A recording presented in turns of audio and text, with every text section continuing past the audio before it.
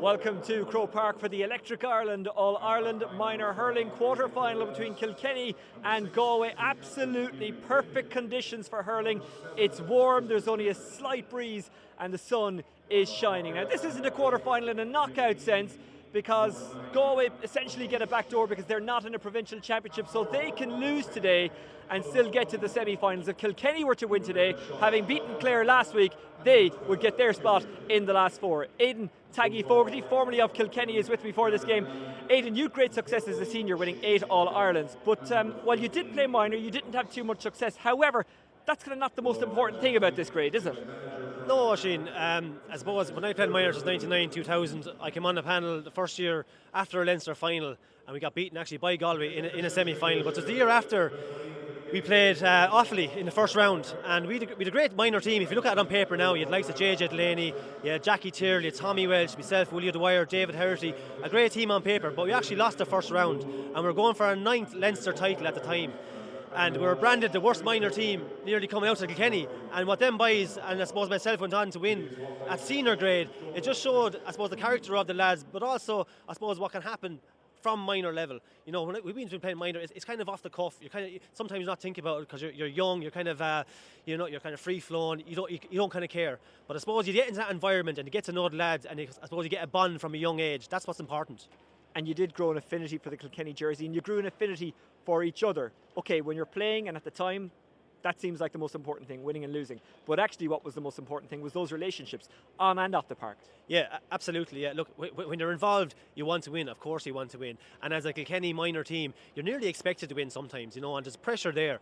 But for sure, it was definitely the relationships we built and the bonds that we got through the minor level. And I think that's very important. Minors, you can have great hurlers as a minor, but it's to get them together and get that spirit together. That's more important for young fellas, because they buy into each other then, and they're enjoying the summer hurling. It could be after the leaving cert. I remember it was like the Kieran's boys came back in, it was after the leaving cert. You had a kind of a freedom about you, and you're going in and you're enjoying it so much. It was just all about hurling. No kind of, you know, the media, no pressure of the papers, no talking down. You're just enjoying the hurling so much, and that's what the minor grade is all about. Get them together and get them to feel, you know, to feel for the big games as well, the Croke Park games, but make sure that they're enjoying it, because if you're not enjoying it, there's no point. Now Kilkenny probably have an advantage coming in today in some ways, in the fact that they will be playing, I think it's their 7th game. For Galway, it's their first. I guess the advantage that they might take from that is the fact that they're an unknown entity. An unknown entity, yes. They're current All-Ireland champions, so there's no doubt they're a very good side. Galway are always a very good side. They have excellent hurlers coming out. And what I found about Galway over the years, and playing them at my grade as well, they're a very physical team, and they know how to win. They just know how to win at minor grade. On the Kilkenny side of things, played Clare, recovered well after the Leinster final. You know, Wexford had a brilliant win, no doubt about it, but recovered well. I was listening to Adrian Fine and changed up his tactics a small bit, got the team together, and a powerful win over Clare. And that'll stand them well here in Croke Park. And the fact they played in Croke Park already in the Leinster final will also stand them. So they're used to the atmosphere, and I think they're on a little bit of a high now. Is there a big difference between playing in Croke Park and any other field, or is that just the GAA's greatest cliche? There is a difference in the sense that I suppose it's the aura of Croke Park.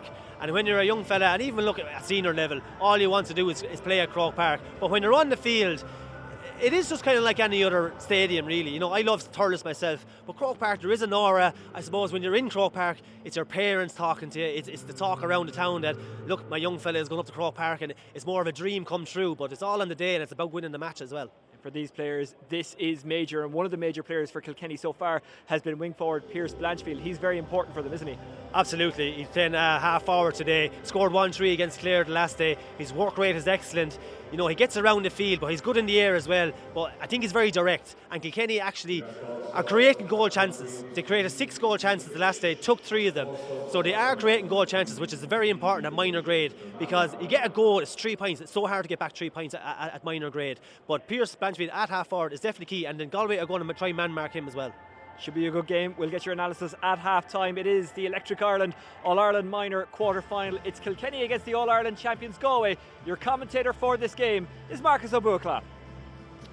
Gurmíle magad sa Oisín Gurmíle magad Éidenas Gurmíle magad as an cluthe a chur a láthair doin agus cadé mar chluithe gan dá dúlán mór os cór fuin na Gailí gan é chluithe mar go dísa có dúlán mór de fuin Cill Chainnigh agus gan dátaí de dír tachtaníir an cailún san a bhí có a gluithe Ceannais an chuige a gine Loch Garman gan dát. Well, hamílan sa han lága díal ar fad in ghéana tainmh sa snómis le fuin Cill Chainnigh mar seagus an chuigar dé a hen chu Páirc dóibh son níl éon ahrú sin éon scéal is déanaí a gin díhan son na fuil éon ahrú gin cíimílan son éidan talas sa bhaid a ráthbháil úntach an deir seachtain se caite a gine an chláir an son na lína láchuil Billy Reid, William Halpin, Tristan Roach Lína lachúil, Peter MacDonald, Páirc Moylan agus James Aylward agus beag aithne bhaig an bheirt chéile Andy Hickey agus Dennis Walsh an bheirt ón glob céanna Donemegan. An san Lína lahasach Pierce Blanchfield a bhór héanna trí an daint caite Coman O'Sullivan fu sé báide Liam Moore ní bhór sé éon scór ach bhí sé an éáilach ar fad san immert ag gine an chláir. Stig sa Lína lánta stachan son Billy Drennan né buinte ar fad a fu sé an daint caite Stigar imime na Carnoige Timmy Clifford agus Féiere ó Wine Gap Jack Doyle. Fuin na Gaillimh mar seagus a ríis mar a derm gan éon ahrú fógarthe an sá achan irid mar se raunthe ag Brian Hanley an bhainisteoir ha Michael Egan sa bhaide. Sa Lína láchúil Éanna Davern, Owen Lawless agus Adam Lowlands, Lína lachúil Enda Collins, Ian McGlynn, Christy Brennan agus son le Lárachart, Liam Lean agus Oisín Slevin. Lína lahasach, Colm Cunningham, Sean McDonough agus Tiernan Killeen, agus an stig sa Lína lán hasach an son Gavin Lee, Shane Morgan agus Féiere ó Ballygar, Greg Thomas. Well, mar chimid hias fuin an son, na himróí fáilt ré chun trodan son, agus a gur héin an aithne dá chéile, agus go dain den réiteoir chumá Thomas Walsh ófort láirge. Nar tahí ag an bharsa, bhí sé mar réiteoir i gcluiche Ceannais na strathe, Rhaine dó níos tuisce imlíana, agus mar a derm farfort láirge a fáid dulamh chun an slitar a chahabhisteach, agus caitisteach ag siúd agus mar chin sibh an son na cuit i gimmert ó Jasca Clay agus Hannah Hain an son Éanna Davern os cóirí chéile cóirich tucaigh an ceann sa Harnais agus íirecht ar scór an son ó Liam Moore bra compórdoch a bhí Michael Egan sa bhaide da ar na Gailí sleascéim beag das an son ó Davern an is buailte go fad ag Collins I dtír an ceann san na hóiseach gar hamach agus dinta go das ag Billy Reid an a bhlacáil an son Carmar sí seo bhfuil amach a héan MacDonald Feiteg MacDonald ach brú maithe tacht ar siúd agus dinta go das ag Greg Thomas agus mar se puck sleasa a bheith ann don de Gaillimh agus Greg Thomas a hall an son á hógant ceann ísisiil choristeach ag siúd de Dro Killeen smachta go das aige Camra sí seo hanis brise sí amach a Dro Liam Lean ach gadaíocht mad dinta ag Dennis Walsh cúna bhó Tristan Roach inis ach fósa sé an Gaillimh ag MacDonough trabhla leis I dtír I géalú Ceathair ó Cill Chainnigh a chur stop leis agus deire a roiig le Cill Chainnigh tachtamach lei sin agus seo chuin inis Pierce Blanchfield Gar hamach an son ag glán cholaí Lawless na Gailíach aimse Harnais ag Clifford á chur son isteach a méal a bhaide ach raibh sí sin trasna ar slé agus ar fóraí bhfuil sin éon chéad iirecht ar scóil an tarnaíocht ar scór istócha do Cill Chainnigh ceann a bhain na chuigisteach a lábh an gúlbáir Michael Egan agus ceann eile ar chléas ar fóraí muid de fechan ar captéan na Gailí an son McGlynn Ian McGlynn a chur son isteach sa chuine I dtír Gavin Lee a réimsiú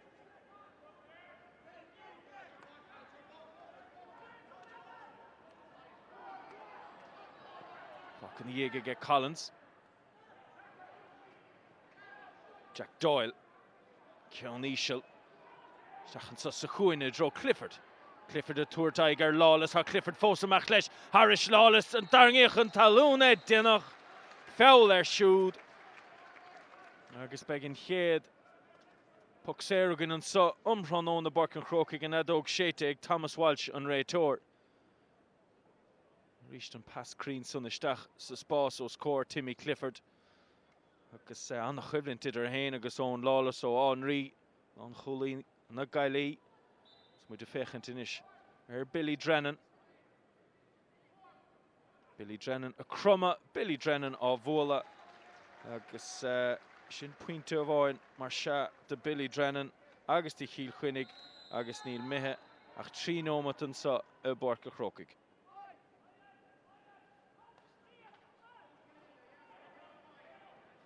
Ceann mór ard an Orsa agus mar de san air le Cilleen feithige.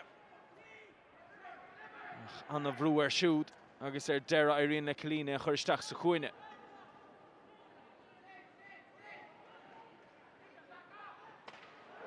Ríist anna chuimhlinn tíos an sunfuin. Nuair san Sean McDonough a chur stop le sin íireacht san. Agus Gaillimh inis ar an bhrit ón saí ceann lua, ceann fada ó ón lálasan Lán Chulainn, ceann sa hegadasige Greg Thomas. Tá roinnt spáisige, fechann se chuin cín, tugann se fé scór. Agus sin anna scór ar fadan san oibre a 15 na Gaillimh sin Greg Thomas. Chéad scór ón immertúin an sohanneomh omhránóna é Páirc a Chrócaigh agus anna ragra ar an scór luas an ó Cill Chainnigh. Liam Moore inis. Pass las mud a siúgaí Blanchfield á chur san. Agus an cuile buailte. Ríist inta go maith gón lálas a bhí ar Aaron san Lán Chulainn na Gaillimh.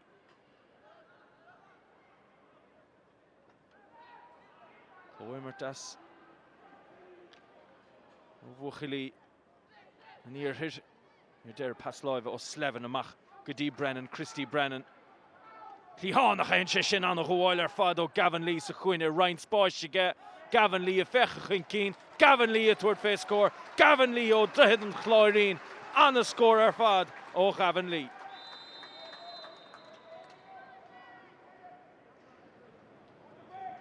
Ríist cadé mar obair ó le héadí ón lálas ó Christy Brennan. Take hen na Gaillimh cóimmertálan timpeall lá a chuirtúthe se chuin Brennan a ríist. Agus fé dhearr an son. Gavin Lee. Donovan job an son. Há scór ón immert. Don Gaillimh. Ceann ó Greg Thomas. Ceann ó Gavin Lee.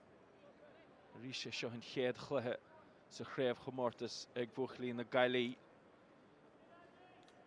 Cadé mar choiríocht bhtha san le coppla bliana nos gan dát bhuadar chutha canis na hÉireann sa chrád Mionúr an nurig a gcuine na Gaillimh seo níorí mar chaptéan ar san an nurig bhuadar le an fointas fihead a gcuine ceir chin déag agus bhuadar 2017 chomá gcuine Chrócaigh dó 17 a gcuine dó 15 an láud le Darren Morrissey mar chaptéan mar se idir thir an tríú chréibh chomórtas Mionúr as i chéile Chréibh chomórtas ortha ag Electric Ireland gan dátam léana.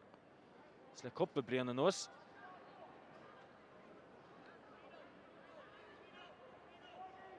Ian McGlynn a ríis captéan na fáinne á thuirt son Wig. Ceann mór grí mílteanach an son agus scór even ar fad ó Sean McDonough. Ian McGlynn áfach an obair chruig ar fad nach mór dinteige siúd. Daimsigh sé Sean McDonough. Agus Sean McDonough. Ceann mór grí ard crín. Agus fuireann na Gaillimh inis dhá fointe chuin cín. I ríist an cóimmer dasan le feiscin níos Cilleen. Isteach sa spás. Ceann sa hen son. Go hálinn ar fad ag Thomas. Thomas a dhéanamh isteach ar fad Thomas McLeish!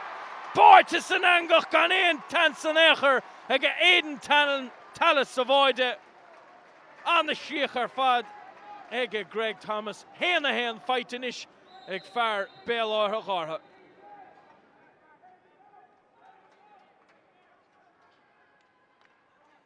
Ríist anna hús ar fad Cill Chainnigh. Cúlín tréis 3 nómat a chu héine le a héana 3 aimsethe ag an Gaillimh gan éon ragra néachar ó Cill Chainnigh. Go muinte san Gaillimh a mór a maithasa. Tiernan Cilleen ceann níisiil. Rawsonson. Idir Tristan Roach agus Gavin Lee. Dinta go maith ag Tristan Roach fear St. Martin sa chuine do Cill Chainnigh. Cúl bord éidir talas amach. Rís mar Lewis Chail Cill Chainnigh go gine loch garman gluthe Ceannais Lion le ceir fointe. Mar se Haidinis sa chomórtas Crócaigh leis an chlár agus leis an Gaillimh.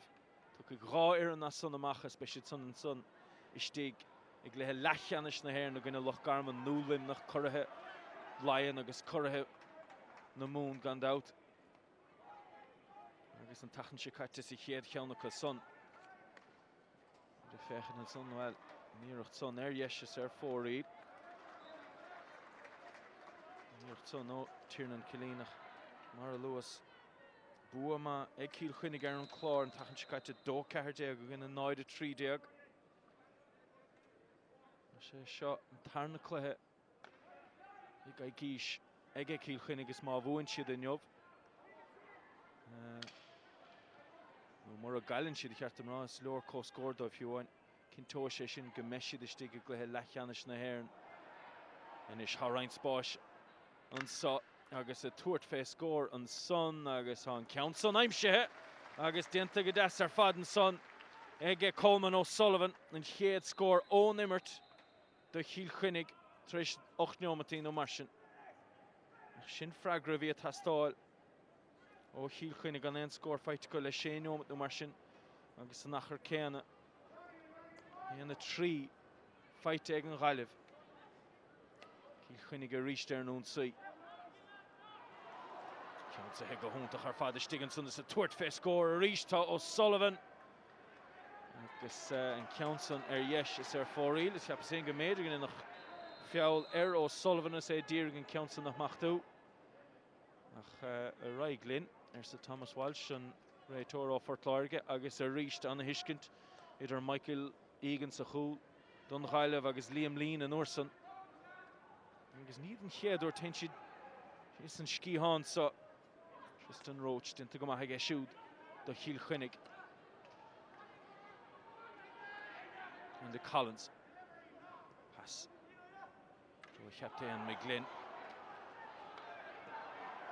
Couldn't he take her and saw on the Jemu on the Vroo. Tverishin a reach truer a fiach. Agus a direct stop a her na far Cill Chainnigh agus direct low. Sparson saw his shiga Páirc Moylan.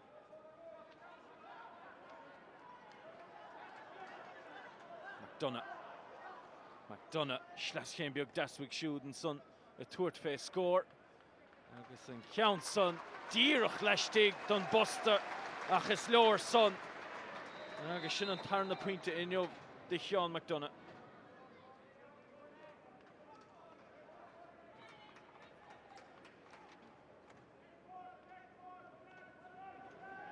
In the hand ag Greg Thomas an Gaillimh rá pointe ag Sean McDonough pointe ag Gavin Lee. And the car scoráta go díosacha an nómatí déag mithe I Páirc Chrócaigh. Cluiche Ceathrú Ceannais an chraobh chomórtais Mionúr orthe ag Electric Ireland. Tristan Roach fechan chuin cín. Ríist anóíoch istigh an son Colm Cunningham. Dantamach ag siúd isteach sa chuaine. Agus é dír Gavin Lee ar gom leis céile, dír Greg Thomas a chaim siú. Adam Nolan I dro Killeen.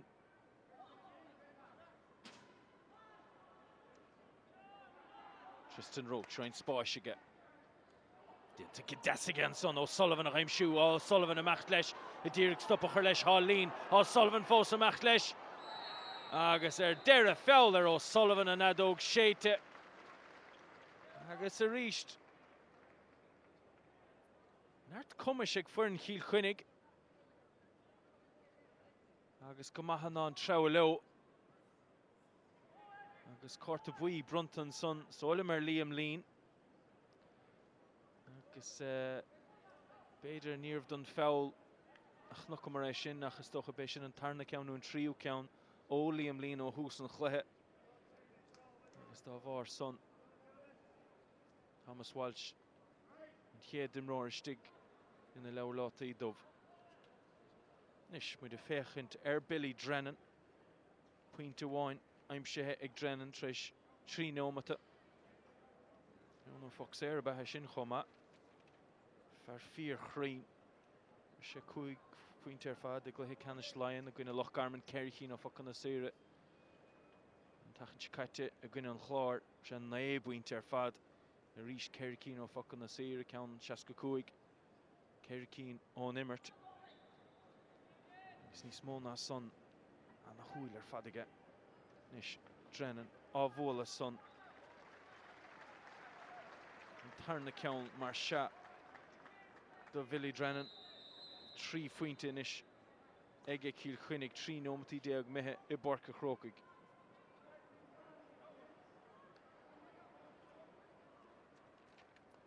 Pass Dasson son while Greg Thomas I Deirig Ushin Slevin a Raim Shoe. Garhamach Gadas against James Aylward. James Aylward Hammer captain there for in Cill Chainnigh Dáil in scale.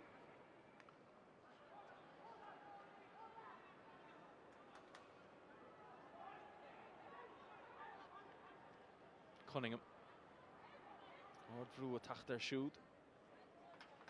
Couldn't counts on her Nash. Draw Brennan on of Loch Island son Liam Moore agus Blanchfield the Brewer.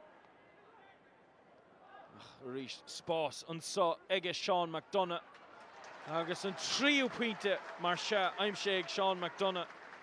Agus well maha Cachtavain Foulme eg Banistor Cill Chainnigh Richie Mulrooney si chéad lasa. Se sin ní féad let Spás a huirt de Sean McDonough. 3 puinte nish I'm Shage. Níl ceire nómtaí deag mehe I Páirc Chrócaigh.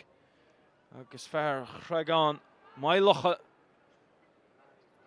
Dinta go maithaige ní bhhain an scórachailteach an Spás a chruthú da hain. Garhamach an son against James Aylward a rís captain Cill Chainnigh. Ní siúranta beidir 5 a bhíon ag fórna ná bíon é chluthe cogadísa ná bhíon roint merigar agus cúpla cluthe imrethe ag Cill Chainnigh sa chréibh chomórtas godísa mlíon gan é chluthe imrethe ag Uchlín na Gaillimh agus muid a fechnar McDonough rís McDonough Ilan fear géir. Ach in Council Curha for ag McDonough. Ach ní le chuid an Merrickson le feskint ó bhuachilín na Gaillimh. Gimmert a Rouse ar fad agus beg Brian Hanley and Baristor agus Fergal Healy, Keith Daniels. Mar Rawnori ag siúd be siad bra sásta leis an géad le don chéad le. Feice go pastas ó talas go dtí Roach. Roach ceann mór fada camra sí seo. And an order chuig Timmy Clifford.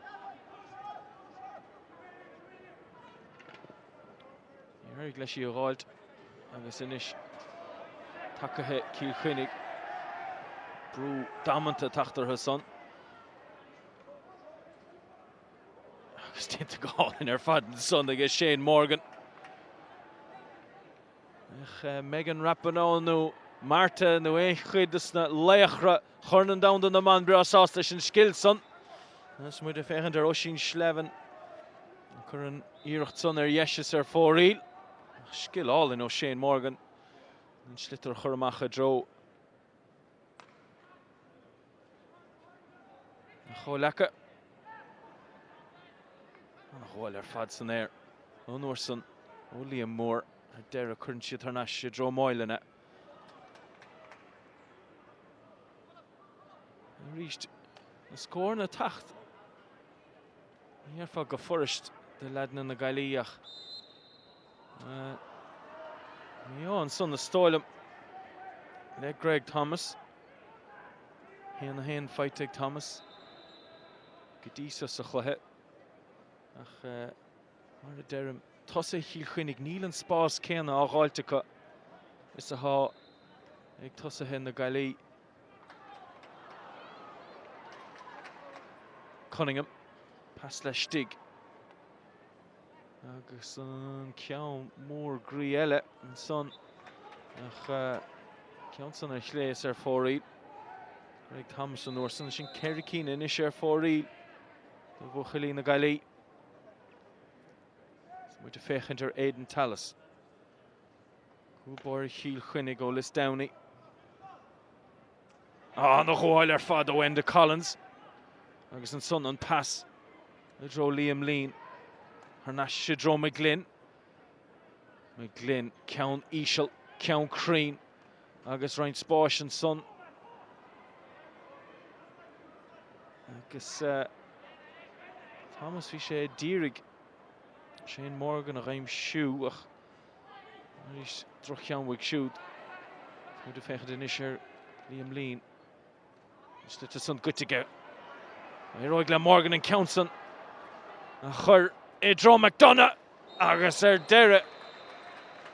Well, I stole him, grab real on Vontage I gimmert. Squealach Leshen Vontage. Anna Havalo Aiden Talis a Hul. A Harnashlin and Puxair. I reached in Sparson Feckagan. Vadanoma Sparshiga Sean McDonough. Will 3 points to fight to Gadisa Suchlehega. Agus Anna Havalo Aiden Talis ach V real on Vontage to cut. Marsha Harnashlin. Agus Desher score o Puxair. Agus hen the Cluiche fight taking Gaillimh Gadisas Gachain Count the Coan Nimmert. Marsha Shin Head Count fight o Puxair agus Shin Aimshe and son Ege Sean McDonough.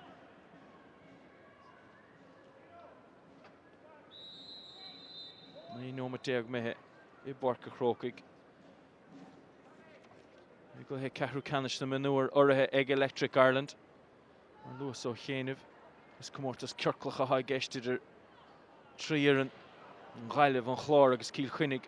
Ga in the Chrócaigh son agus Chrócaigh and son. Loch Garman nu Limnach Correhe Lion agus na Moon. Clifford Boy to get shoot. Reached. Count down Cherachan so Mail avoid the counts it. Agus well, Erson Raytor foul. Ian Greg Thomason's son. There Billy Reid is stole him. Agus is Puxair veg on. Gachain oor hen and Leroy de Stache Dro Lehedi Sean McDonough, Shane Morgan agus Greg Thomas, Gavin Lee. Into Suile Thora Egan. And the whole Fadson there, or Timmy Clifford. She macht leis fechanse a drone posti Turgan Shefe score. Count all and I'm Sheg Far Dixper and son Timmy Clifford. Agus Shinnin Head score in Yov.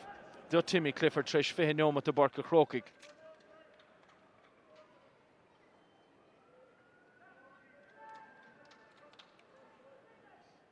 Can then score fight to Cill Chainnigh le Shach Noma to Nuas no Marshin. Marshavian score son the year. Simul Rohan Majele Cill Chainnigh. Ganan Ahru and Echer, Dinta, Egan Banistor, Richie Mulrooney, Leshan Guiger Deag. Hen Páirc le 3 chléanos. Och Léirín sé sin Muineen. Sna lads. Agus an Oberhar Siúlacha. Agus na Muineen to go over the 3 car Deag. So I go ahead Ceannais. Lion the Gwynne Loch Garma agus an 2 car Deag an Tanjigati Gwynne and Clór. Ne Richie Mulrooney and son Fuin. Kifa kunna have go mechan Muineen Ken the son again. Sna him Rory.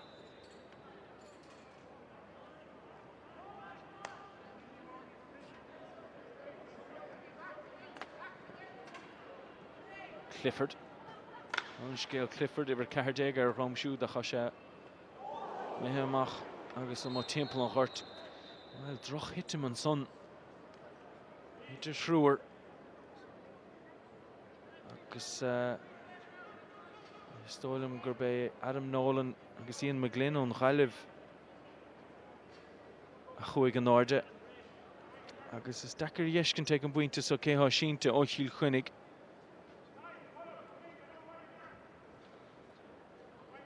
Ishni male ene achter mar sinne eskent trúr machtchen chin agus I de dirigen slitter gaan so agus Liene hitte der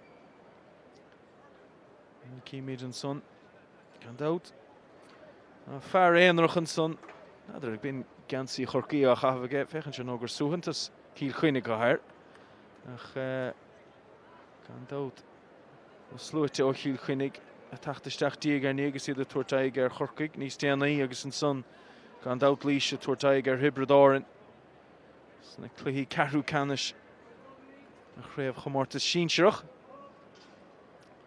Ach fé láthair, míid cumad súil. Ceathrú Ceannais, Cluiche Ceathrú Ceannais na Mionúr, orthe ag Electric Ireland, idir Cill Chainnigh agus an Gaillimh, ceithre faointe Cill Chainnigh, héana sé ag an Gaillimh. Ceithre faointe Cill Chainnigh, chácheann feite ag Billy Drennan, an dácheann ó focan na saoire. Agus is maithe sinna eiscint. Well, sé Billy Drennan a bhí sínte, agus mailim sinna eiscint, bhfuil Billy Drennan, bhfuil Adam Nolan agus bhfuil Ian McGlynn an trúr son, bhfuil idir mar a maithe sa ríist. Héana sé ag an Gaillimh, 3 faointe de Sean McDonough, puinte Gavin Lee, héana hen ag Greg Thomas. Ceann íseal a ríist isteach i drón chuaine son Tristan Roach. Dinta go maithe inis an ceann íseal san curtha dro Drennan. Cóimar Ceathrú. Blanchfield a fecha chuin cín. Dírig an ceann san na choristeach go contúrach deirig leis. Ach an airóig an son, well, Jack Doyle a bhí na éonar stigan san béga duch sé go Doyle a rís, há sé ge Doyle. Ach anna obair ar fad ó éana daveran. Agus fé dhearra fear Moy Cullen chun sin pass I dro Cunningham. A chugan ceann eile I dro Christy Brennan. Náirde le Thomas, ceann sa héag Thomas, casan sé agus scór den chéad sco aimsithe ag Greg Thomas ach an obair chruaig ar fad dinta ag éana daveran I stig sa chuaine don Gaillimh.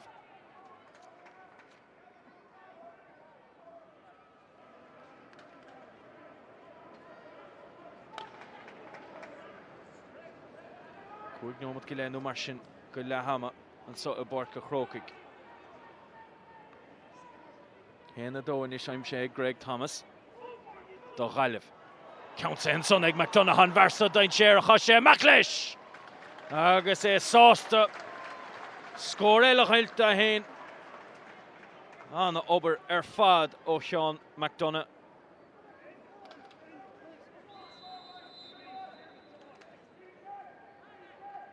Ceann eile ó nimmert. Dod ceann a bhain feite go. Má fog séir. Ach ceann eile ó nimmert do McDonough. Cúig cín ar fad do McDonough. Ceann má fog séir. Kerry cín ó nimmert. Agus puck slasa bheith ann ar an Dave Howell a thóg Pierce Blanchfield. Blanchfield a fuair hain na trí a gcuineann clár an tachan sé caite. A fuair hain na hain. I Cluiche Ceannais Iomána a gcuineann Loch Garman. Agus Harnais leis. Agus neart spáis sin is ag an Moylan. Moylan a chur ceann mór daint séireach isteach I dro an lína lánta sach. Ach a ríist. An an tréníireachtaí an lína lánta sach ceann ag an buinte sá le éirí daveran lálas agus Nolan sa lína lán chúil don Gaillimh a Gairí go mailo. Agus gúil an láidir an son ó Aylward. In éad Ian McGlynn an dá chaptéan na tach Chestner a chéile. Agus hálóin gur córta buí a bheith ann do James Aylward. Hín sé iarach gúilin ar ghuailin a dhéanamh. Ach níor éirig leis. Mar se an tarna córta buí brunta ceann. Brunta ar Liam Líon na Gailí ó chéanamh agus inis an tarna ceann brunta ar cheaptéan Cill Chainnigh, Liam Aylward.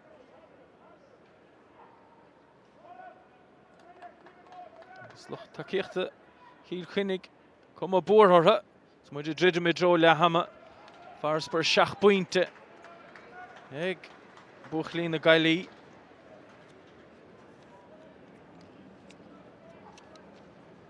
Dót og na fórne sa aiger I chéile sa chréibh chomórtas fé fithe an tachan sé caite go le Ceannais Iomána hí bua maithan ag Cill Chainnigh.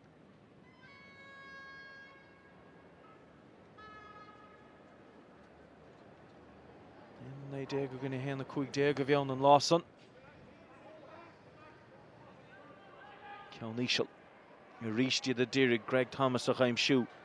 Greg Thomas aimse a gaiann séach ceann na chur Harnais dro Cunningham ach gar hamach. Ach a ríist. Snéan míomh an táiste bhíon a gceist le fear a chur siar. Fágann sé fear na Gailí hir le sé agus Derek le McGlynn, Liam Líon a chaim siú. agus sin scór de fear droichead an chláirín.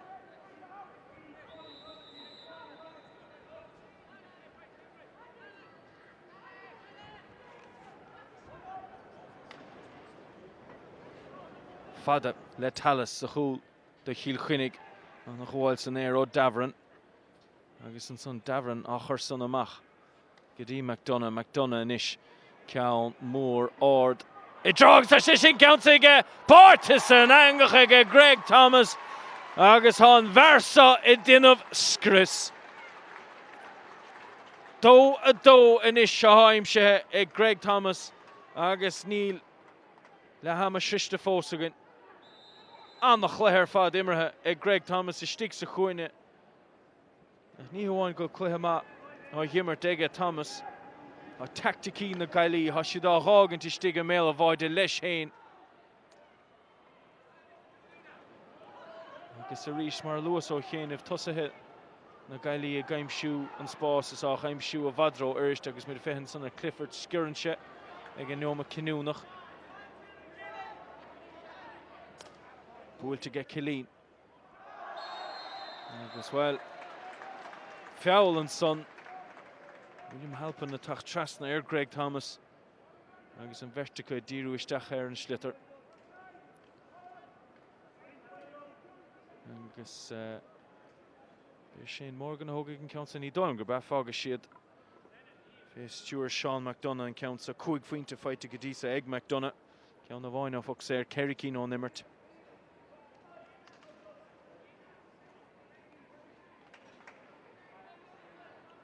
We did a draw la hammer. McDonough.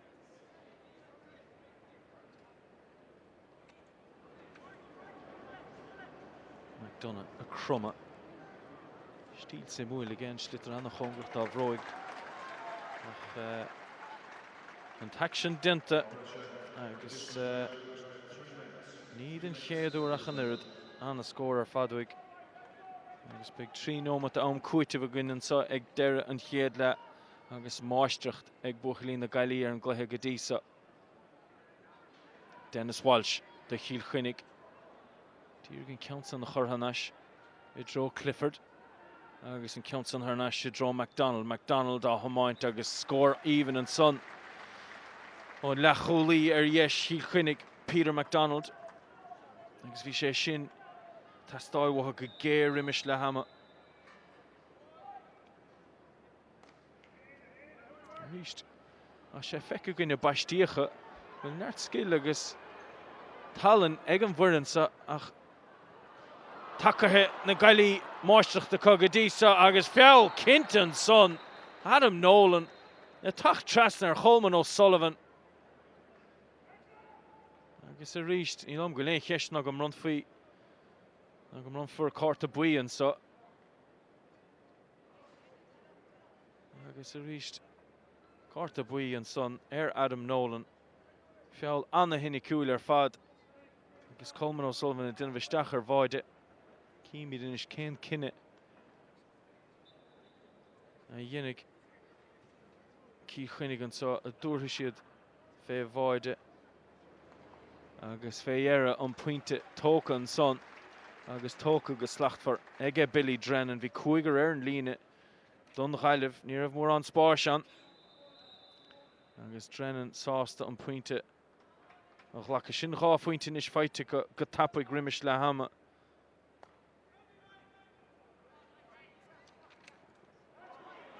An chháil ar fad san air an son ó Cilleen. Agus Cilleen a tuairt fé scór.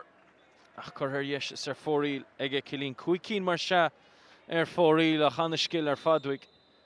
An ceann son a gháil san air an bacamach ó Michael Egan. Talis. A bhfuil son I draw Clifford. Agus puck slasa bheith ann do Cill Chainnigh. No mat a bhainel na mar sinna có beidir scór a bhainel a gháil triimiis le hama. Cool úntach ar fad ach lofag an glacadí sléin ó ag an buinte sa chun an Barnas on the leidú. James Aylward, captain na fórne. reached an tactic a high Cill Chainnigh high imroar a hog in Tíreach mar sha Fágan sin imroar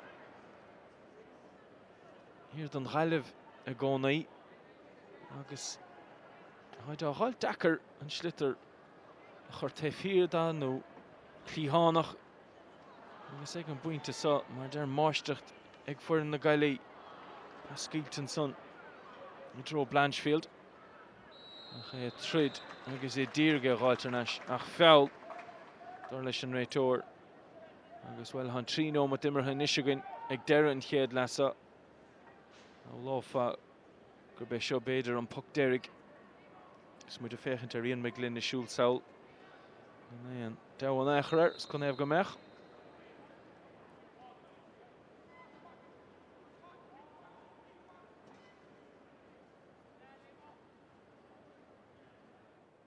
Ian McGlynn mar seo san réiteoir a fós scuile leis an immert agus féire an adóg háisí séite ag Thomas Walsh ó Fort Lárga an adóg séite Cluiche Ceathrú Ceannais Mionúr orthaig Electric Ireland an so I Páirc a Chrócaigh máisteacht ag fuireann na Gaillimh ag le hama há sé faointe ag Cill Chainnigh ach há dó I dé ag an Gaillimh dúlán mór rimis na cuit sa tarna le. Oisín, back to you. Yeah, fairly chastening first half for Kilkenny in this Electric Ireland All-Ireland Minor quarter-final 2. Galway very much having the best of it. Aidan Taggy Fogarty, Galway on top in every sense. Yeah, definitely, Oisín. I think I talked about before the game. The physicality that Galway are bringing to this game is immense. The Kilkenny half-forward line can't cope with the half-back line of Galway. You know, you have Enda Collins, Ian McGlynn and Christy Brennan winning nearly every puck out. And as well as that, if they're not catching it in the air, they're obviously winning the breaks. So physically out hurling Kilkenny. And Kilkenny look a little bit nervous. That final pass isn't going to hand. They missed a rise or two. So they look a little bit nervous, which is unlike Kilkenny in Croke Park. But Galway definitely the dominant team. And I see now they're after actually clicking it. Greg Thomas is absolutely flying it in corner forward, and they're after pulling out Sean Morgan and Gavin Lee out more towards the half forward line to isolate Greg Thomas. And Peter MacDonald, who's our man marker at minor level, is gone back to man mark him to try and keep control of him. Talk to me about Greg Thomas. What a first half he's had, including 2 magnificent goals. Absolutely, and a goal disallowed as well. He caught a ball and he supposed he played the hurl. It probably did look like that, but yeah, definitely 2 goals, 2 points from play. He's their go-to man, he's their target man. Aerial ability is super. He's caught most balls that got into him. But in saying that, sometimes it's kind of undefendable because our forwards, Kilkenny forwards, aren't working as hard. The half-back line, as I said already, are looking up. They're picking out these perfect balls, bounce into hands, lovely balls, very hard to defend against that. So the full back line for Kilkenny are under serious pressure, but because of the lack of intensity, I think, brought from our forward line. What about Kilkenny at the back? Because they need to stop it at source from getting into that kind of Galway forward line, or Kilkenny at the front, I should say. If Thomas gets high ball, he'll win it all day. Kilkenny aren't stopping it at source, and that's a big issue.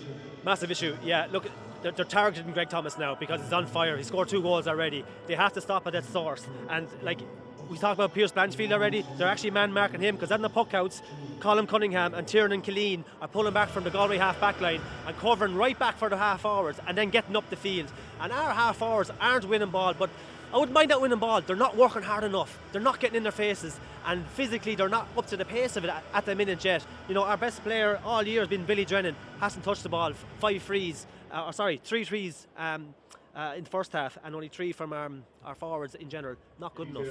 It is half time in the Electric Ireland All-Ireland Minor quarter-final. Galway beating Kilkenny by 2 10-6 points.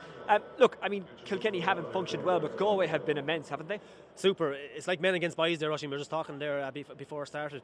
Big men physically, but Kilkenny just haven't started at all. They're nervous. There's a nervous energy about them, but the free flowing, and they're reacting to Galway. Galway are making the runs, even for the puck outs. They're reacting to what Galway's game plan is instead of dominating themselves, putting their own stamp on the game. But Galway are dominating them, to be fair. Absolutely, dominating them, but physically as well. And I think the high ball is huge in the first half. They really are clearing the Kilkenny half-back line, and that sucks the energy out of Kilkenny. When you win a high ball and pucks it down the field, it sucks the energy, it sucks the life out of Kilkenny. It's a hard struggle for Kilkenny to get back into this game. Galway are well set up, aren't they? Brilliantly set up, and they're going to a great game plan. As I said already, it's 2 half forwards pulling right back into midfield, leaving loads of space in the full forward line. And we've seen Sean McDonough at centre forward. He scored 4 points from play, 2 from frees. He's in and out the whole time as well, but their movement is super.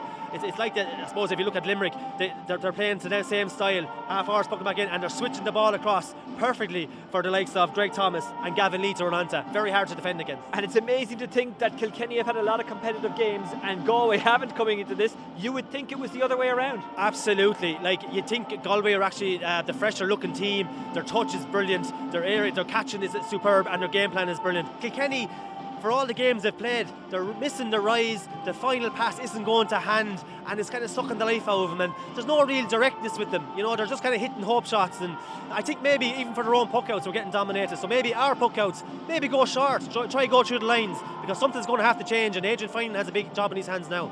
Yeah, and at half time Galway are very much in the advantage, or have the advantage. What would you do in that Galway dressing room? Would you say, look, just keep doing what you're doing, or how do you handle it when you're this far ahead in a championship game? Yeah, look, it's difficult. I've been in dressing rooms before where you're leading by 10, 12 points, and the key is, I suppose, don't let it slip. Think about maybe what's ahead. Look, go out in the second half of a 0-0 score. Don't think of the big lead you have. Don't think of maybe the wind or whatever's going to come in the second half. Really lay them down and go, look, lads, don't get ahead of yourselves. And they will know that, because Kilkenny are Kilkenny, even at minor level. Hurling is hurling. Look, 3 goals could change the whole thing, and they can come like that. So keep grounded, keep what you're doing, keep to the game plan, because Kilkenny will have a purple patch, and it's to curtail that. And Kilkenny did have goal chances, and as a cornerback myself, I'd say it was a clever move to stop the Kilkenny runner going through. It was a foul, he did bring him down, he sacrificed the point, but it could have been far worse had he let the Kilkenny man run through. Yeah, Oisín, the dark arts of defending, I suppose, as much as you want to call the it. Fair arts if you're a slow cornerback, I would say. I call them the dark arts, but definitely, yeah, the fair arts. But yeah, typical forward talk. Typical forward talk, yeah. Timmy Clifford was going in for goal. The goal was on. 90% chance of getting it, and dragged down. And look, we talk about the rules and different things. Should have been an automatic penalty. It was definite goal chance. Dragged him down. And look, if I was in the same position, I'd do as well, because I want to win, and it's for the team. You want to get out in Croke Park. But 2 goal chances, and 2 of them are brought down. So there is a case for a direct penalty, maybe.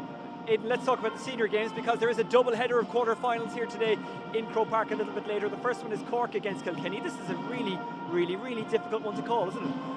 So difficult, Oisín. I think both teams have a bit of inconsistency about them. I think Cork, poor first round against Tipperary, went to Clare where they wasn't sure of qualifying and lost that game, and that to me kind of stands out, because that was kind of a knockout kind of a game as such if they didn't know the other results, and still came out with a loss. But then they destroyed Limerick and got a great result against Waterford. They're capable of destroying a Kilkenny team today if they get their running game going.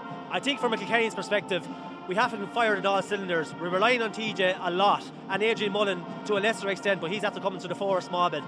I think for Kilkenny, they have to bring it down to a dogfight and stop the ball at source. And we actually talked about the minor game here, because if the Cork forwards get a run on Kilkenny backs, it's going to be serious. They can put up a high score, and some of them Cork forwards at the minute are unmarkable.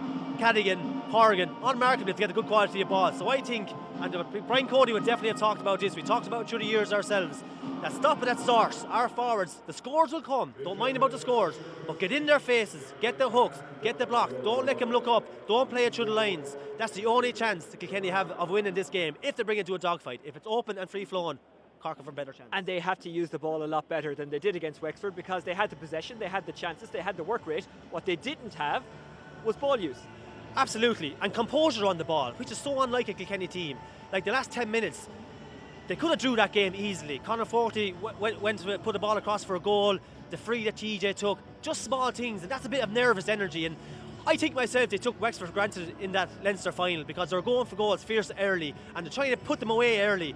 So I feel that they took them for granted a small bit, but more use to the ball and more direct play, and a bit more of a strategy about them. They're just kind of hit and hope and win your own ball. Then days are gone a small bit, but looking at the team today, I think they're going to target a full back line with an aerial. John Donnelly is in, Colin Fennelly, and it's going to be important how Colin Fennelly is reffed. Colin Fennelly last day, he's been pulled and dragged everywhere, so it's been important how he's reffed today. He likes Croke Park, the space, he's a big man. And also Walter Walsh on the bench, maybe more of an impact, hasn't been going well, but his impact off the bench could be crucial today. Yeah, just back from injury as well, so maybe he wasn't 100% fit for the Leinster final. Let's talk about Tipperary against Laois, because Laois have been the hurling story of the summer so far. Does the story end today? Unfortunately, Oisín, I think it does. I think they played Dublin, and Dublin always struggle with the favourites tag. you know, and they all struggle actually against playing Laois as well. Them games are always tight, but definitely too complacent coming in Dublin were, and Laois had nothing to lose and would always think themselves of beating Dublin. This Tipperary team in Croke Park, the forwards that they have, they can make that ball sing, and I think this is their third game for Laois in 15 days. It's going to suck the energy out of them a small bit. I know they're on a high, spirits are high, and that's crucial going in. There's a great bond with them, and Eddie Brennan has done fantastic work with them. But I think this Tipperary team, you know, they have maybe a nicer run in, you know, not taking Wexford for granted, but they will think maybe a nicer run into the Ireland final, a huge chance. And today, for the Tipperary players, the forwards and the backs, whoever's playing today, they'll want to take that chance because they'll want to play in a semi-final. But I think for Laois, super, maybe 50-55 minutes, Tipperary will start pulling it away. Jackie Tyrrell wrote in yesterday's Irish Times about Eddie Brennan, the Laois manager, and how even as a player you could see he was going to be a manager. Did you think that when you played with Eddie? I did, yeah. Look, I played in the opposite corner for Eddie for years, but just talking outside of actually playing, Eddie was always thinking that maybe we should do this, maybe we should do that. He was always thinking outside the box. And, you know, he would have had chats with Brian Cody, and for players to walk up to Brian Cody and maybe have a chat to him, it wasn't the done thing, but Eddie had the confidence to go up and maybe say, change this and change that. And Brian Cody definitely took it on board. But he's definitely brought Brian Cody's manager to Laois with work rate, with, I suppose, the spirit of the team. But he's also put his own stamp on it, as in he's playing a nice brand of hurling. If you notice that the forwards for Laois put up high scores and they're going for goals. They got a lot of goals in the Joe McDonagh Cup. They got a goal against Dublin. So that's definitely coming from Eddie Brennan. Look, if the option is on, take the goal, take the chance. What's to lose, you know? If you get a goal, it'll drive him on. And Eddie, prolific goal scorer himself, so it's obviously he's putting his own stamp on the team. It is a beautiful, sunny and warm day in Croke Park. As you can see, we're at half-time in the Electric Ireland All-Ireland Minor quarter-final. Galway cruising against Kilkenny. 2-10 to 6 points to score. As we were saying a little bit later on, there's two senior quarterfinals. You'll be able to watch highlights of those tomorrow evening on TG Cahir. Aidan Fogarty and I in the shadows today because the sun and our fair complexion does not go well together. Let's go back to this minor game. Galway and Kilkenny about to go back at it here in the sunshine in Croke Park. Just a light breeze as well. Kilkenny have to start the second half well, don't they? They do really, and they probably need a goal in the first 10 minutes, I feel, to get the spirits high. The forwards, I don't know whether Adrian Fine is going to make changes. They're going to have to up their work rate. You know, it's just not good enough out there. But physically, Galway are very good. I think Kilkenny will have a purple patch, but I feel the way Galway are hurling, just the brand of hurling is brilliant, that Kilkenny can't keep into them. So I think maybe one or two changes on the Kilkenny team, and maybe swarm the middle third. Just bring out the two corner forwards just for a short period of time and swarm it and just curtail that Galway movement at the minute. Do Galway just soak that up and maybe drop back a sweeper for the first 5 minutes of the second half just to make sure Kilkenny don't get that goal? Possibly, Oisin, but I think they're so confident in their own game that they're just going to go for it. And I suppose you don't want to tell minors too much because it'll get clustered. You know, they just want to go out and hurl. They don't want to be thinking that this, that and the other is going to change. So go out and play your own game plan. Okay, for now, Aidan Fogarty, thank you very much. Galway leading 2-10 to 6 points going into the second half. Your commentator for that second half, Marcus O'Buachla. Gurmíle mágad ó sin, gurmíle mágad Aidan, agus simúile sin a chus. Túsma lana hibra agus cinte sin a de yí ag foran Cill Chainnigh sa tarna lasa. A ríist an chéad las son is toch a Maastricht ag foran na Gaillimh. Maastricht ag Greg Thomas choma. Cymmer tistig sa chuine don Gaillimh fear béal áthachártha agus dó fight ag siút sa chéad le céanna níos seo hen tú sa bhí dí ag Cill Chainnigh seo he Clifford in isteach ar bhaide na dóg séite agus is puck séir a bheith ann.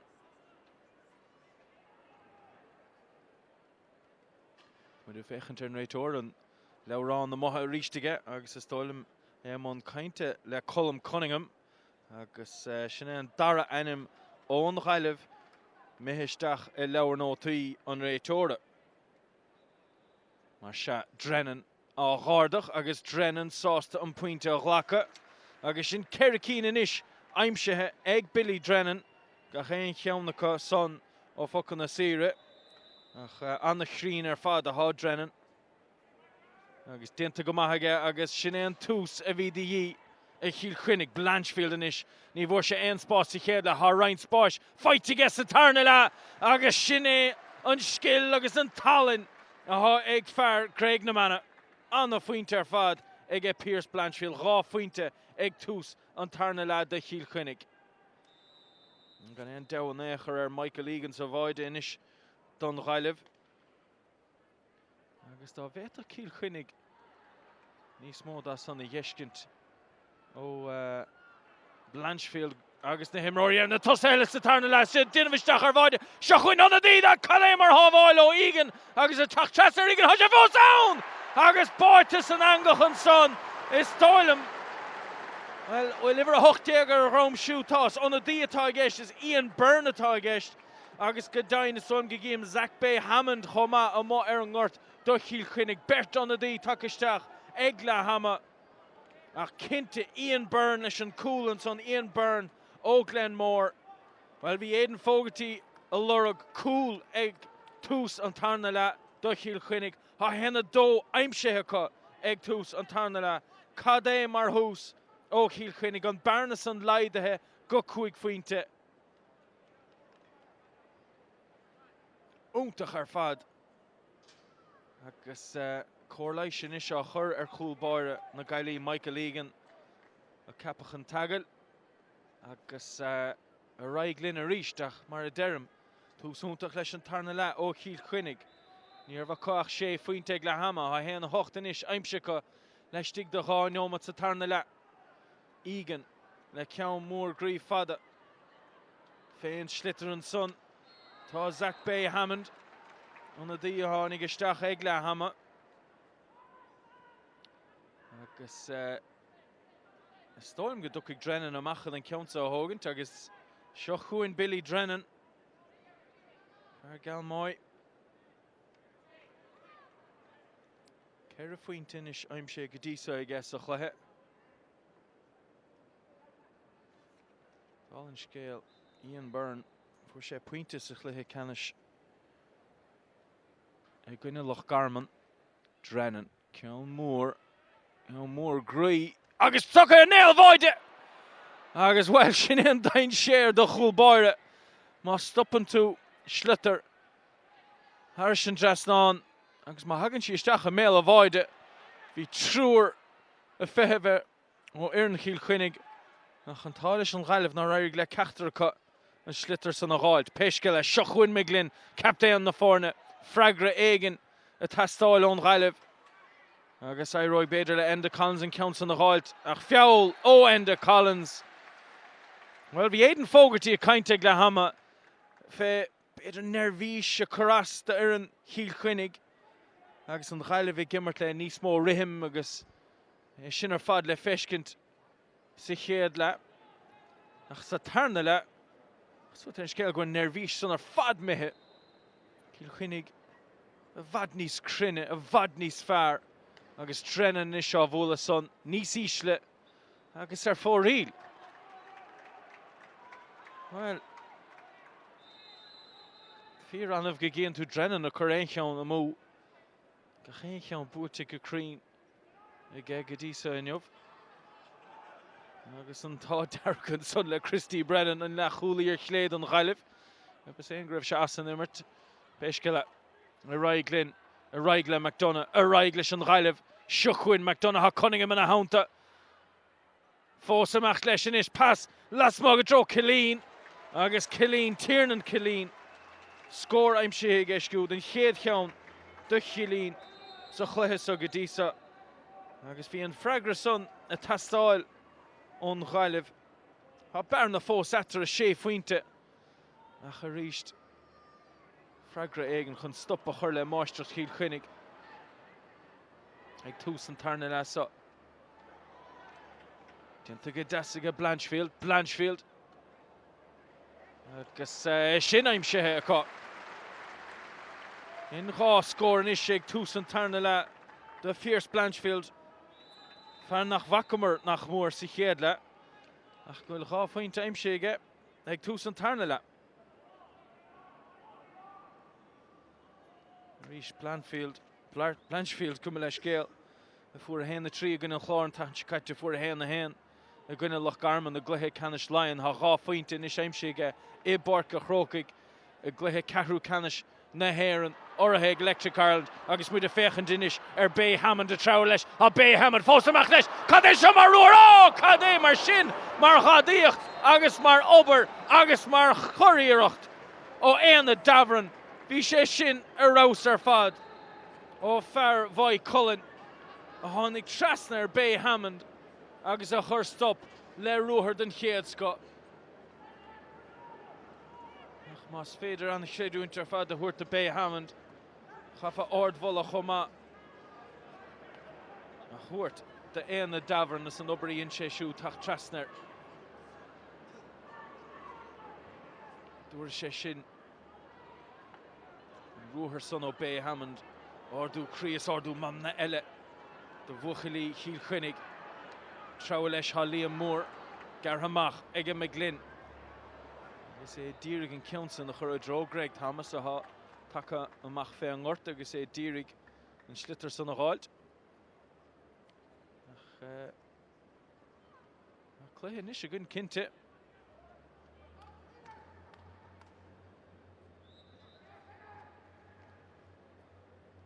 Rís fearspur de debuinte a bhí a gunn ag le hama.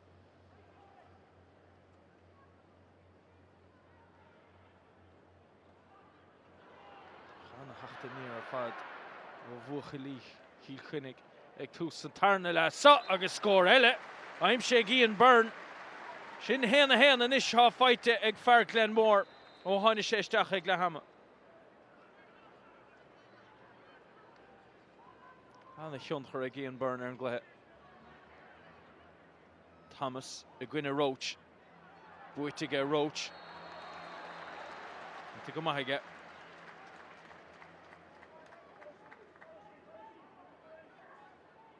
Héana cethir inis feite nach ar 8 nómata.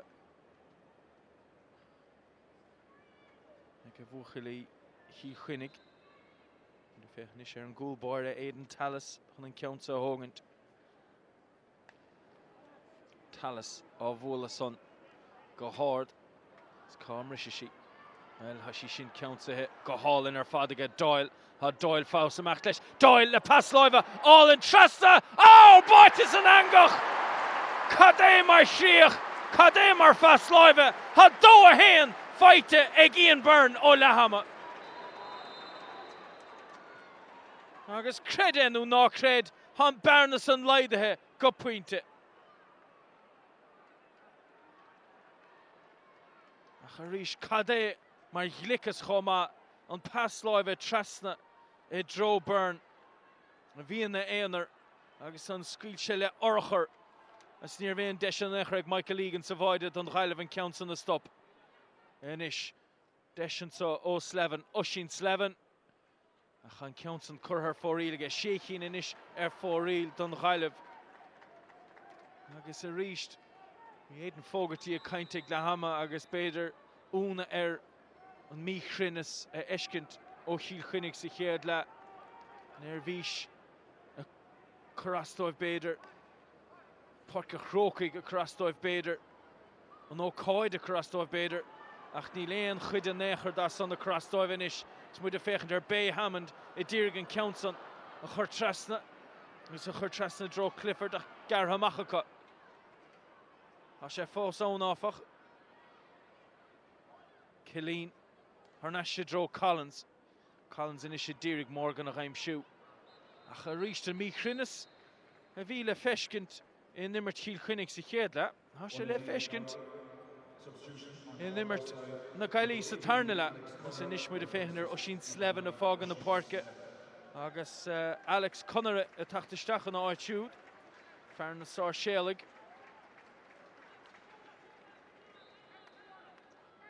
Puint inis idir na fórne.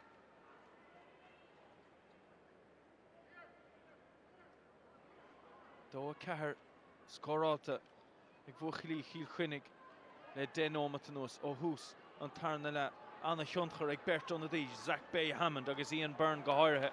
Ar an gléige dístas muid a fechan ar Morgan. Morgan tras an ghart agus é dírig Connery a chaim siú an tonna dí. Tá sé fós ag Connery ach illan fíor héir in iseán.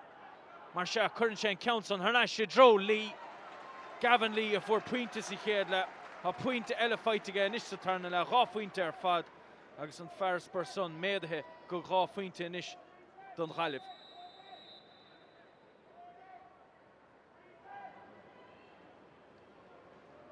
Dó dhéag an Gaillimh. dó de ag Cill Chainnigh. Chám risise sí seo, well brisise sí seo ar ríist I dro Jack Doyle amach trasna.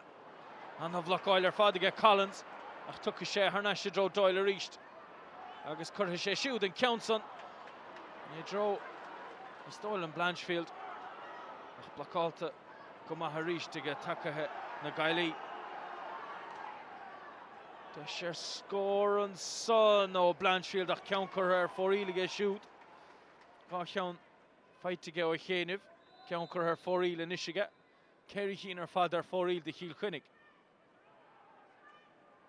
Spásan son ige Liam Lean. Rúnas das an gúlbáir a Michael Egan, well sé sin caiilte cos muid a féchan an son Liam Moore. Agus well, ha Cill Chainnigh I gimmert a bhad níos fearr, ach an ceann curtha ar fóríl ige Liam Moore. Cúig cín in is ar fóríl de Cill Chainnigh.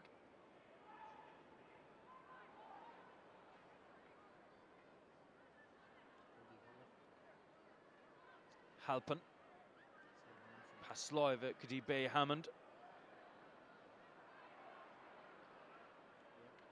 Agus rís rodelle chuig a bhaimar ma dúirt éigean fógartí ag le Hammond ná obair tosathe Cill Chainnigh. Níl cheap sé go raibh a chóthain obair le feiscint. Agus a chóthain Ebert.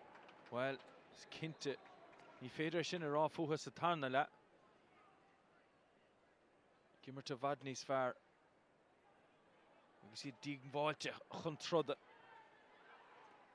Iirecht ó McDonagh an son na sciorran ag an nóid deirig ar chléas ar fóríl. Seach cín in is ar fóríl don Gaillimh. Cúig cín ar fóríl do Cill Chainnigh.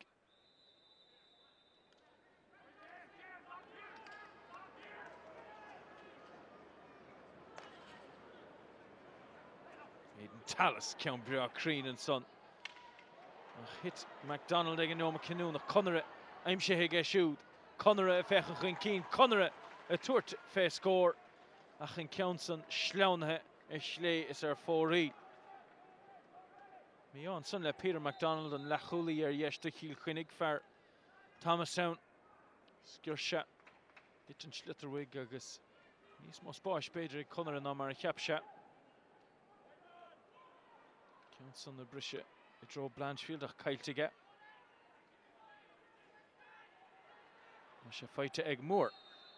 Liam Moore ach cha sé ar san réiteoir Thomas Walsh. An scéile down to Thomas Walsh in ha Gearóid McGraw, Loch Garman, James Clark on Cavan agus Kevin Brady on Lou choma mar ifigige. Is Conradh machtamach a dro an taobh líne.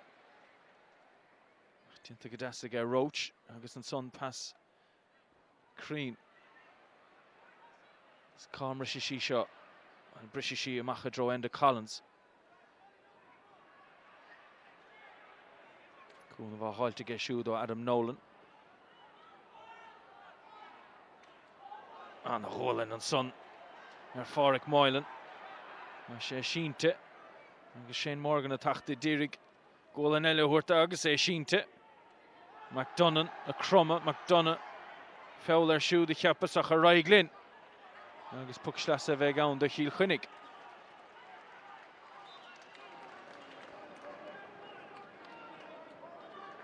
Captain Cill Chainnigh James Aylward mar se thug an ceansa leathlí tríd an tarna le.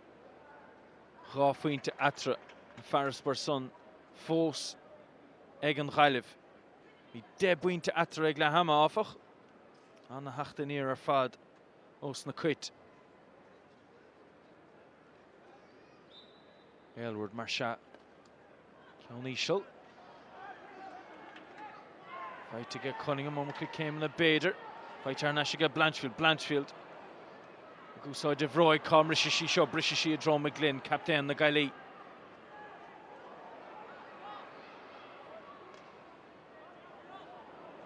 So rís a tarna last sáim roirí na Gaillimh beáí míchiúrálta slittar a sleanú agus éidir gur bin 5 bhéag buchailí Cill Chainnigh sa chéad leach níl an 5 céanna cos a tarna le.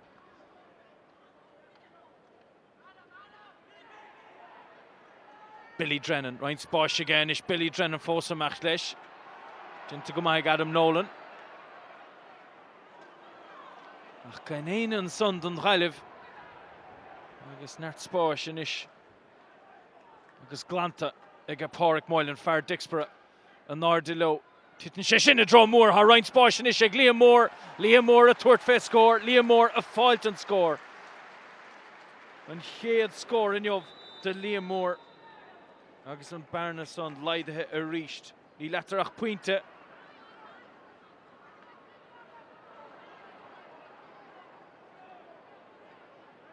Aylward.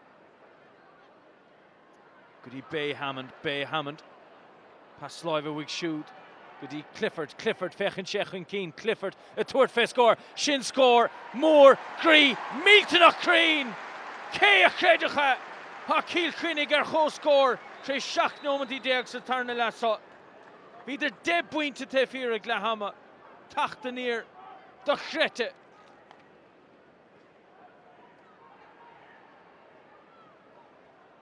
And the scorer Fado, Timmy Clifford. Charisht an ober a Fado Tonadi Zach Bay Hammond. Hanigistach Egla Hammer. Kade mar Chríocha Vega and saw Borka Chrócaigh. Charisht and Da Iran saw. I'd saw it a go mortis Kirkoch. Lesh an Chlár Choma. Agus Asta son.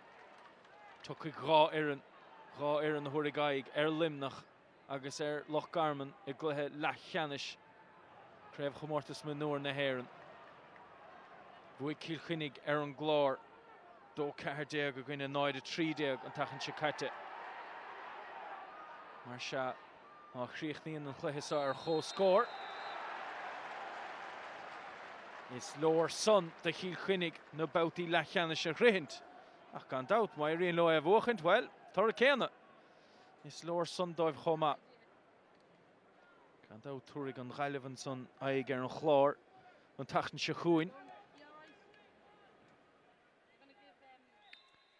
Moet de Fechint in is Billy Drennan. 3 veden no Marshin. Nis Fidden on Lathley. Billy Drennan na Tuirtfe score. Ach Billy Drennan a Churson 4-1. Sheikhin in is 4-1. Do Cill Chainnigh agus moet de Fechint in is an so. Paddy Cummins a tachtestach an out. Gavin Lee. Rafuinte aimse hege shoot.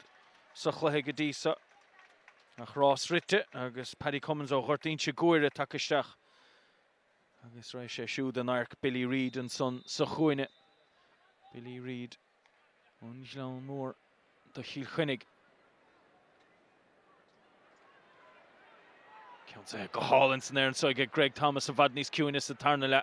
Echt into Gessi Hedla. Do fight Inish Morgan. Pass Morgan. Shachuin McDonough!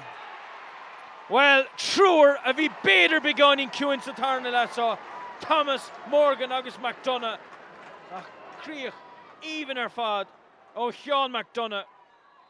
Agus Arish ní dóim go raibh an únta sa go raibh Greg Thomas Cumúr san nimmert agus an boide son nach rothú. An Barna son méadthe go 3 pointe Arish. 3 dóiag ag an Gaillimh. 2 dóiag ag Cill Chainnigh. Ceann Ísland so isteach sa spás sa stór Cilín Sleonaíonn se. Bay Hammond fós na hánta siút. Bay Hammond a chur brewer.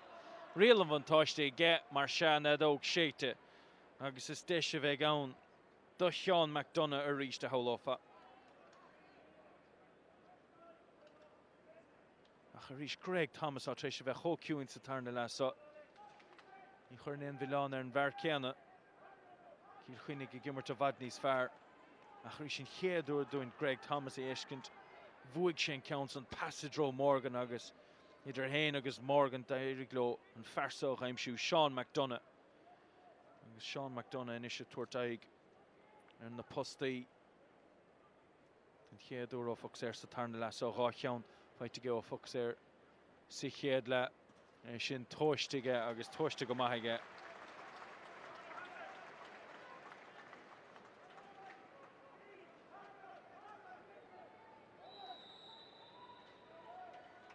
Héana seachtain is feite ige Sean McDonough. Ceithre faointe in isidir na fórne. An náide le Colman O'Sullivan. Gúlinn fight ige siúd. Big puck slas a fós Cill Chainnigh.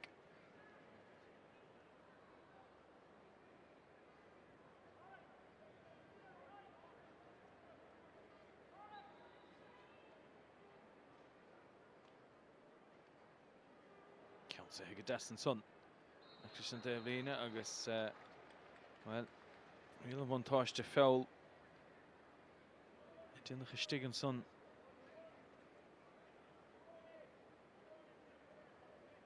Agus tóigh Billy Drennan amachchan an counts a hógant.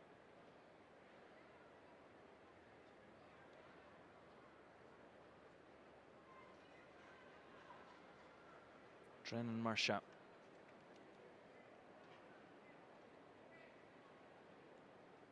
Ceithre faointe fad fight ige Drennan.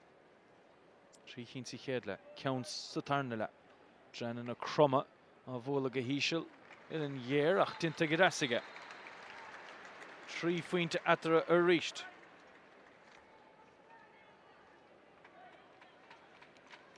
Seach neomat na mar sin fáca an sa Páirc a Chrócaigh. Bud a fechten an sa Sean O'Hanlon a tachtasteach don Gaillimh. Agus Liam Lean a fágan na Páirc Liam a fuair pointe sa chéad le. Agus in is a tachtasteach an áitiúd tá Sean O'Hanlon an Torlach Mór.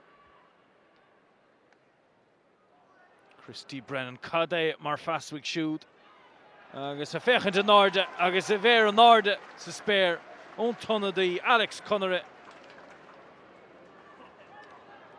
Scór eile álinn agus an bearna son méadathe a ríiste co.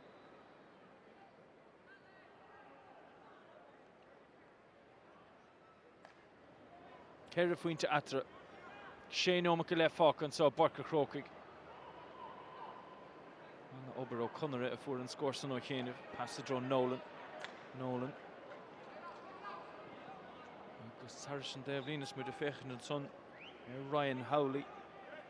Anna dí don Gaillimh. Agus tucha sé siúdaisteach tucaigh in áit enda Collins. Se Ryan Howley on Crachfuil. And siúd a tachtasteach an áit Collins and son.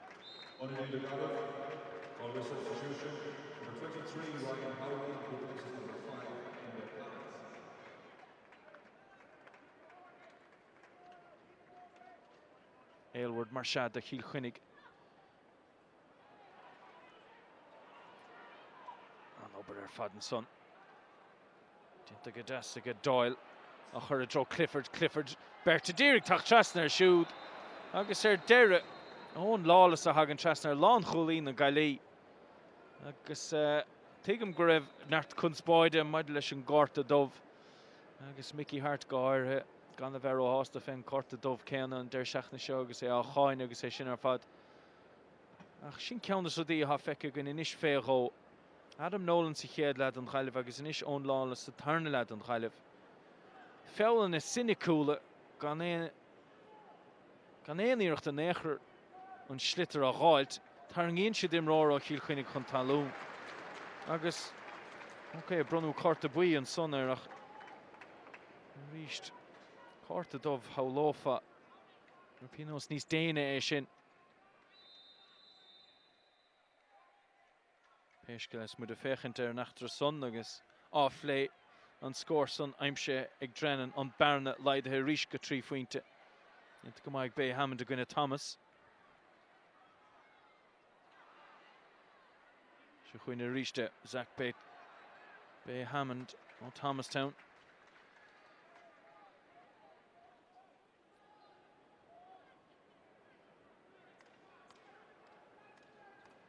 Ceithre nómat mar se fácas a chluithe sa Billy Reid. Agus trocheanmhaigh siúd. Inta go maith Reid gháil tarnas mar se. Agus dinta níos fearr aige siúd ar an tarna íoch brise sé seo I dro Jack Doyle. Count sé féir aige Ryan Spáis aige tach trasna a ríist tá lálas. Agus well lálas hidre a héin agus miglin. Dinta go maithacha. Agus dinta go dleachach an uair son. agus tá meach Doilen an ceanson a ghordach an chéad iirecht. Bhí spásaige. Ach ní raig leis an chéad iirecht nó an tarn iirecht agus gan am go raibh sé bhí Lawless agus Adam Nolan ina haunta chun stoppa chur leis. Úntach ó James Aylward, captain Cill Chainnigh. Bit sin son agus bhain go ghol in trasna nóir sanar. Agus níochann sé róchún bhórdacha for á correlation is a chuir. Richie Mulrooney banistóir Cill Chainnigh. Sé bhad ní sásta leis an dospánta sus a tarna le. Chríochnaíonn an scór fé mar a há. Sin Brian Hanley banistóir na Gaillimh má chríochnaíonn an scór fé mar a há mar a deireadh sin bú a bhain de Cill Chainnigh a gine an chlár an tainte caite, beag bú a bhain ag an Gaillimh. Agus túirigh an Gaillimh an son aig ar an chlár. Agus mar a deireadh is tábla bheith a gceist an son agus an dáir nar bhar a tábla. Agus sin son a raigeadí cluiche leithcheannis na hhéir a gine limnach agus a gine Lochgarman. Na dí eile tachtasteach an sod an Gaillimh. Colm Molloy takeisteach an áit Tiernan Killeen. Puinte ó Chilleen sa tarna le. Agus Colm Molloy miheisteach sa lína lantasach. Agus a chasúcht ar an scéal bhfuil Aylward in a cheart a ríist. Ach tógadh Billy Drennan an ceansa agus nó cumrá chéanamh bhfuil sé cinnte go maithan an scór na gháilt. Ó náid sa Ceann Mór búiltige siúd I méal a bhaidach an ceann an curthair chléas ar fórílige. Seach cín is ar fad curthair fóríle Cill Chainnigh.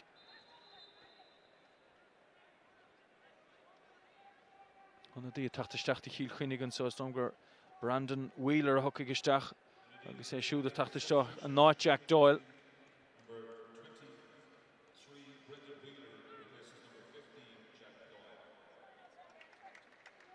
Marshall Braden Wheeler. Wheeler takeisteach in is an náid Doyle. Agus ón Lawless a cumad súil ar siúd an nómad Derrig nó mar sin. Ní léon ólas fósagin maidide leis an cuaite bheith imrófar. Baide idir na fórne. Má chríochnaí an chluichas ar chórscór is leor son de Cill Chainnigh agus beisiad a stig sa chluiche leithcheannis. Zach Bay Hammond a trabha leis. Stoppa áfach agus stoppa he go maith. Go be Connery a chur stop le agus sé Alex Connery. Dinta go maithan sanna an tonadaí Molloy, Colm Molloy, Harnash a drón tonadaí eile Sean O'Hanlon. Ach tá mainte ar yes is ar fóríl an ggé Sean O'Hanlon agus onadaí eile níos tachtasteach Cill Chainnigh. Shannon Doyle a tachtasteach dóibh siúd agus Shannon tucha sé siúd isteach an áit Billy Drennan.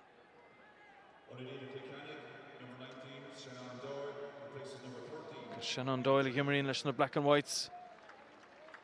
I Cill Chainnigh a tachtasteach an áit Billy Drennan. Agus cool a tastáil inis ó Cill Chainnigh. Well, fire sin ha ceire nómat an cool son a gháilt. Ceire nómat de am cuaite bheith go gine an so é Páirc a Chrócaigh.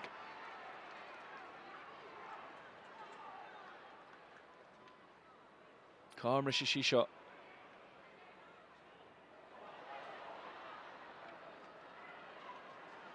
Dinta go maithan son na dosach báire ag a Braden Wheeler a Cill Chainnigh. Casa beag dasan son ag Molloy agus scór feite ag a Colm Molloy níl teach stig le cúpla nómad ach scór feite ag Colm Molloy.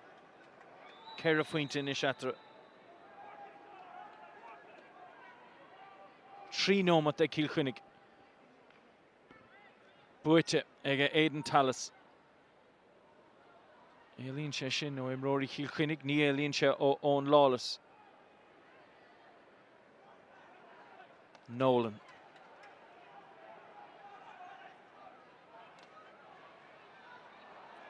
Brisin sé sin an son na dro O'Hanlon. Pass live a week shoot, or Nash Shidro McDonough. McDonough and Ishafech and Chinkeen. Tort fe score. Sean Melavoid, has she stopped as she counts her. Agus well, Cade, Mar Vlocoil and Son Stiga Melavoid. The Kadirach KV on. Nach Derek Aylward, captain na forne, Trow Machlishin. Anna Ober fa de Stigan son.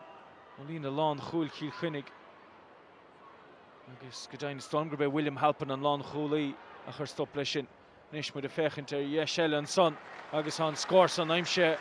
Egan Tonadi. Dinta go hunta her fad. Ege Wheeler. Score Imshe ge shoot. Agus ni ladder in the reached. Achan 10 point to 1.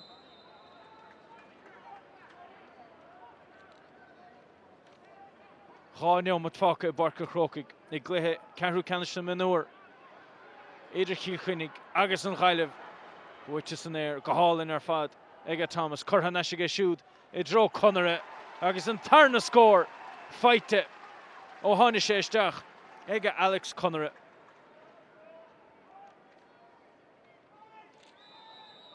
Kerry Fuinte at the reached.